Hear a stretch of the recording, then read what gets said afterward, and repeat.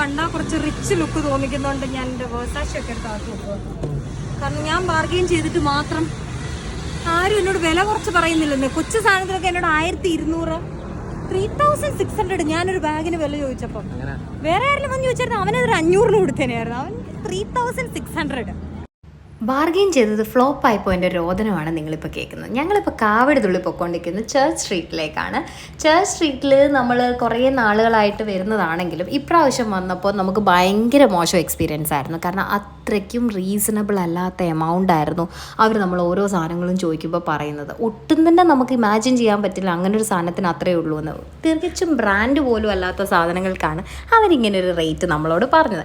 എന്തായാലും നമ്മൾ കുറച്ച് റിങ്സ് അങ്ങനെയൊക്കെയുള്ള സാധനങ്ങൾ നോക്കി. അതൊക്കെ നമ്മൾ നോർമലി വാങ്ങുന്നതാണ്. കാരണം ഫോട്ടോഷൂട്ട്സിനൊക്കെ നമുക്ക് മാറി മാറി ഉപയോഗിക്കാനൊക്കെ നല്ല സ്റ്റേറ്റ്മെൻറ്റ് പീസസ് ഒക്കെ പറ്റും.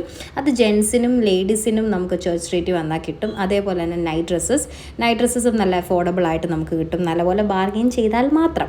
പിന്നെ സ്റ്റേറ്റ്മെൻറ്റ് ജ്വല്ലറീസ് ഞാൻ പറഞ്ഞില്ലേ, ബാംഗിൾസ് ആണെങ്കിലും, പിന്നെ ഗ്ലാസ് ബാംഗിൾസ്, അതേപോലെ തന്നെ നല്ല മാല, പിന്നെ മെയിൻ സാധനമാണ് ഈ ഫോൺ കവർ. ഞാൻ എനിക്ക് തോന്നുന്നൊരു 3-3.5 വർഷമായിട്ട് ഞാൻ യൂസ് ചെയ്യുന്ന എല്ലാം ഞാൻ ഇവിടെ ബാംഗ്ലൂരിൽ നിന്ന് വാങ്ങിക്കൊണ്ട് പോയതാണ്. നല്ല ക്വാളിറ്റിയാണ്, റെഫ്യൂസ് ചെയ്യാൻ പറ്റുന്ന സാധനങ്ങളുമാണ്. പിന്നെ ഇത് ഞങ്ങൾ ഗായത്രിക്ക് വാങ്ങിച്ചതാണ്. അവളിത് കാണണം. ഇങ്ങനെയൊക്കെയുള്ള കുറച്ച് കൊച്ചു ലുട്ടിലുടുക്ക് ഐറ്റംസൊക്കെ പിന്നെ ഞങ്ങൾ വാങ്ങി. അങ്ങനെ ഓവറോൾ നല്ല എക്സ്പീരിയൻസ് ആയിരുന്നു.